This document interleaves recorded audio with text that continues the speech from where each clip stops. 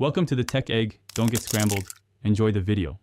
In this video, I will show how to learn Java programs easily updated.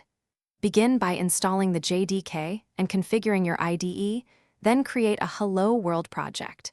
Keep code examples tiny and runnable, and run them often to see immediate results. Use clear folder structure and meaningful class names. Practice compiling and running from the terminal. Focus on core Java concepts in small chunks to build confidence and mental models. Break study sessions into 30 to 45-minute blocks with one clear goal each. Write tiny functions to solve specific tasks and test them immediately. Always name things clearly and add short comments for intent.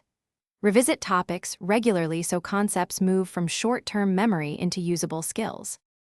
Apply what you learn by building small, complete projects that solve real problems you care about. Start with a one-feature app and expand it gradually so you learn architecture and debugging. Share code with peers or mentors and accept feedback to improve style and design. Keep a list of mistakes and repeat them intentionally until they no longer occur. Thanks for watching. Consider subscribing if I helped unscramble your problems.